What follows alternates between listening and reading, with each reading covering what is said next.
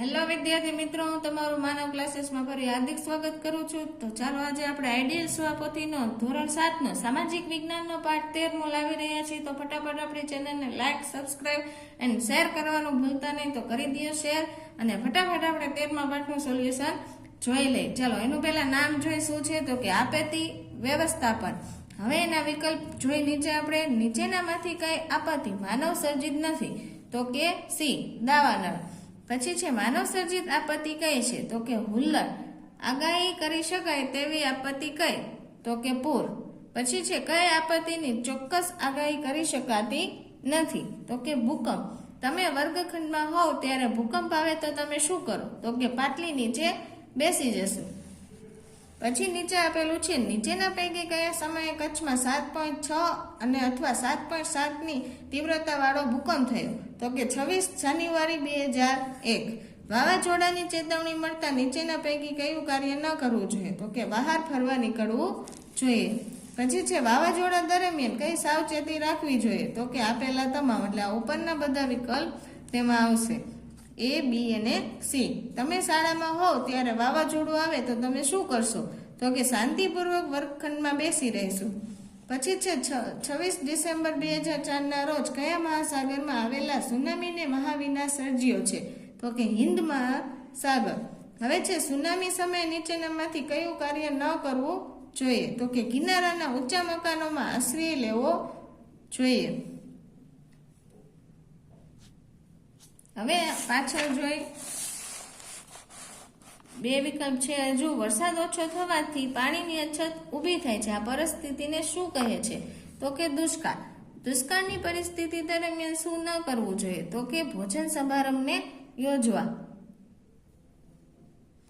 કેમ કે એમાં જાજા માણસો ભેગા થાય તો કોઈ ઘટના પણ બની શકે છે, એથી બધા ભેગા ન થાય એવું કામ કરવાનું હોય. ત્યારે હાલો હવે આપણે ખાલી જગ્યા જોઈએ. આપત્તિને સામાન્ય વ્યવહારમાં લોકો આપદા, હોનારત કે ખાલી જગ્યાના નામે ઓળખે છે તો કે પ્રકોપ.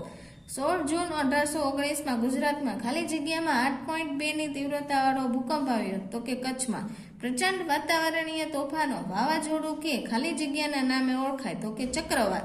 સાગરના તળિયે થતા ભૂકંપોથી ઉદ્ભવતા વિનાશકારી મોજા ખાલી જગ્યા નામે ઓળખાય સુનામી. પૂરની ઘટનાને સામાન્ય રીતે ખાલી જગ્યા સાથે જોડવામાં આવે છે તો કે નદી. પૂર પછી ખાલી જગ્યા અને ખાલી જગ્યાના ઉપદ્રવ સામે સજાગ રહેવું જોઈએ તો કે વીછી અને સાપ. ખાલી જગ્યાના પાણીની બનાવેલ ખોરાક ન ખાવો જોઈએ તો કે પૂર. ખાલી જગ્યાએ વિનાશકારી અને લાંબા સમય સુધી માઠી અસર છોડતી કુદરતી આપત્તિ છે તો કે દુષ્કાળ. આપત્તિની સૌથી માઠી અસરો ખાલી જગ્યા અને ખાલી જગ્યા પર વધુ થાય તો કે ગરીબો અને અભાવગ્રસ્તો. હવે નીચે ખરા ખોટા આપેલા છે, આપણે જોઈ. પેલું છે કુદરતી અને માનવ સર્જિત આપત્તિઓ વિનાશ અને હાનિ પહોંચાડનારી હોય છે તો કે સાચું. સુનામી અને દુષ્કાળની પૂર્વ આગાહી શક્ય નથી, ખોટું. દાવાનળની પૂર્વ આગાહી શક્ય છે તો કે ખોટું. ભૂકંપ સમયે ઊંચા મકાનમાંથી ઉતરતા લિફ્ટ ન વાપરવી જોઈએ, સાચું. ભૂકંપ સમયે વીજળીના થાંભલા અને તારથી દૂર રહેવું જોઈએ નહીં, ખોટું. 12 જુલાઈ 1975ના રોજ અંજારમાં ભૂકંપ અનુભવાયો હતો, ખોટું. ભૂકંપીય સાગર મોજા સુનામી તરીકે ઓળખાય છે, સાચું. આધુનિક ઉપગ્રહ આધારિત સાધનોની મદદથી પણ સુનામીની આગાહી કરી શકાતી નથી, ખોટું. સુનામી જોવાનો પ્રયત્ન અવશ્ય કરવો જોઈએ, ખોટું. પૂર દરમિયાન પ્રાણીઓને ખિલ્લેથી છોડી દેવા જોઈએ, સાચું. દુષ્કાળ એ પાણી અને ખોરાક સાથે સંકળાયેલી આપત્તિ છે, સાચું. ચલો 1-2 વાક્યના ઉત્તર જોઈ પહેલા. તો કોઈ પણ 4 કુદરતી આપત્તિઓના નામ તો કે ભૂકંપ, જ્વાળામુખી, દુષ્કાળ, દાવાનળ, પૂર, સુનામી, વાવાઝોડું વગેરે. ચાલો બીજો પ્રશ્ન છે ભૂકંપ કોને કહેવાય તો કે પૃથ્વીના પેટાળમાં થતી ભૂગર્ભિક ક્રિયાઓને લીધે પૃથ્વી સપાટીનો અમુક ભાગ આકસ્મિક રીતે ધ્રુજી ઉઠે છે, એટલે કે હાલક ડોલક થાય, તેને ભૂકંપ કહે છે. પછી વાવાઝોડું એટલે શું તો કે વાતાવરણમાં હવાના દબાણમાં સર્જાતી અસમતુલાની પરિસ્થિતિને પ્રચંડ વાતાવરણીય તોફાનો ઉદ્ભવે છે તેને વાવાઝોડું કહે છે. પછી ચોથો છે ભારતમાં વાવાઝોડાની વિનાશક અસરો ક્યાં અનુભવાય તો કે ભારતના પૂર્વ તટે કચ્છ અને સૌરાષ્ટ્રના કિનારે વાવાઝોડાની વિનાશક અસરો અનુભવાય છે. પછી છે શબ્દ સમજૂતી આપો. એમાં સુનામી તમને આપેલું છે તો કે સુનામી એટલે શું એવું કહેવાનું છે આપણે તો કે સમુદ્ર કે મહાસાગરના તળિયે થતા ભૂકંપ અને જ્વાળામુખી પ્રસ્ફોટ નથી કે મોટા પાયા પરના સમુદ્રમાં થતા ભૂસંકલનથી પેદા થતા વિનાશક મોજા સુનામી તરીકે ઓળખાય છે. પૂર એટલે શું તો કે એક ધારા વરસાદ કે અતિવૃષ્ટિને પરિણામે વિશાળ ભૂમિ વિસ્તારોનું જળમગ્ન થવું તેને પૂર કહે છે. હવે નીચે ટૂંકમાં ઉત્તર આપેલા છે. પેલું એમાં જોઈ આપત્તિઓને કેટલા અને કયા કયા વિભાગમાં વહેંચવામાં આવે તો કે 2. પેલું છે કુદરતી આપત્તિ અને બીજું માનવ સર્જિત. પછી બીજો પ્રશ્ન સુનામી મોજાના ઉત્પત્તિ સ્થાનથી કિનારે આવતા સુધીમાં તેમાં શું ફેરફાર થાય તો કે સુનામી મોજા તેના ઉત્પત્તિ સ્થાનથી વલય આકારે વિસ્તરી કિનારે આવે છે. કિનારા સુધી પહોંચતા તેની ઝડપ ઓછી થઈ જાય છે પરંતુ તે વધુ ઊંચાઈ ધારણ કરે છે અને કિનારે તે પાણીની દિવાલ બની આગળ વધે છે અને તે વિનાશકારી બની રહે છે. પૂર આવવા માટે કયા કયા કારણો જવાબદાર છે તો કે પૂર આવવા માટે અતિવૃષ્ટિ, કુદરતી ઢોળાવને અવગણીને કરાયેલા બાંધકામ, કુદરતી જળ નિકાલના માર્ગમાં અવરોધ વગેરે કારણો જવાબદાર છે. પછી છે પૂર પહેલા કઈ સાવચેતી રાખવી જોઈએ તો કે વરસાદની ઋતુ દરમિયાન સ્થાનિક કક્ષાએ પૂર વિસ્તારોની માહિતી રાખવી જોઈએ. ઊંચા વિસ્તારોની માહિતી રાખવી અને પૂર દરમિયાન તથા સ્થળાંતર કરવું જોઈએ. તંત્ર દ્વારા અપાતી ચેતવણીને અનુસરવું જોઈએ.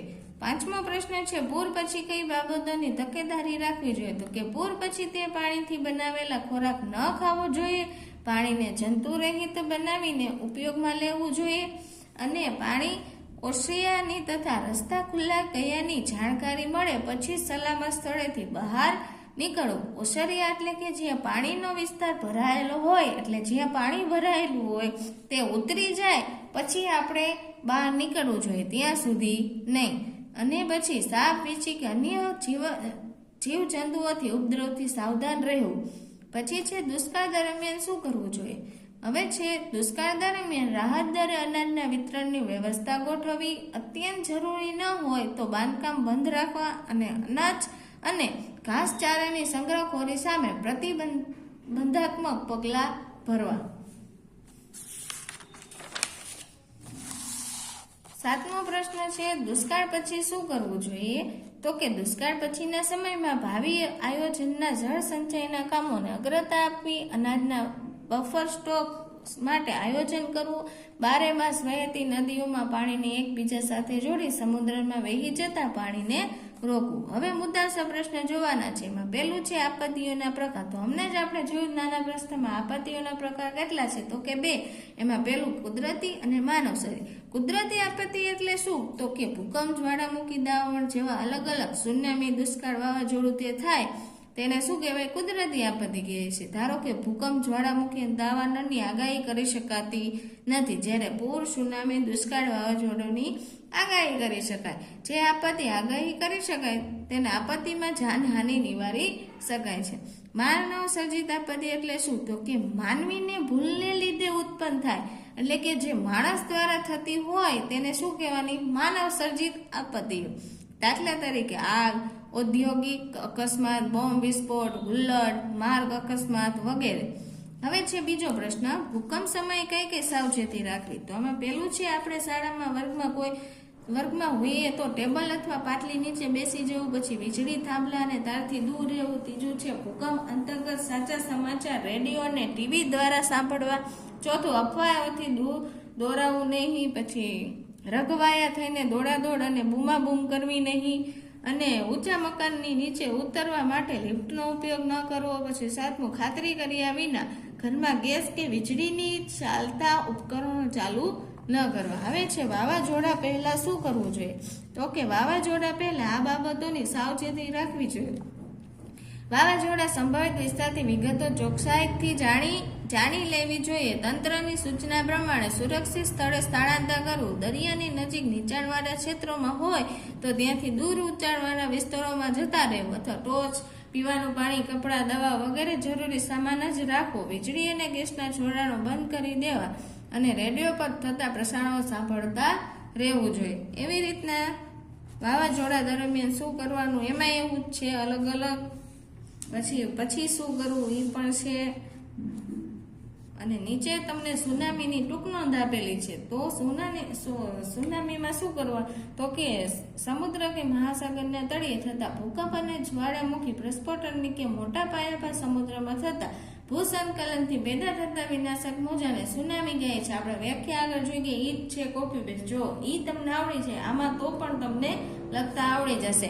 સુનામીની ઉત્પત્તિ એ સાગર તળે થતા ભૂકંપના કારણે થાય છે. ભૂકંપના કારણે ઉદ્ભવતા મોજા ભૂકંપીય સાગર મોજા તરીકે પણ ઓળખાય છે. સુનામીમાં મોજા તથા ઉત્પત્તિ સ્થાનોથી વલય આકારે વિસ્તરીને કિનારે આવતા રુધિરમાં ભારે વિનાશકારી બીજા બની જાય છે. તેથી ઝડપ કિનારે ઓછી થતી જાય છે અને ઊંચાઈ વધતી જાય છે. આવી દિવાલો બને છે, વિધ્વંસ થાય છે. પછી ચોક્કસ અંદાજ કાઢી શકાય છે એનો સુનામીનું અસરવાળા ક્ષેત્રોમાંથી લોકોને સ્થળાંતર, એટલે કે લોકોને અહીંયાથી બદલી કરાવવાની અથવા ટેકનોલોજી અને સાધનો બધા દેશો પાસે નથી.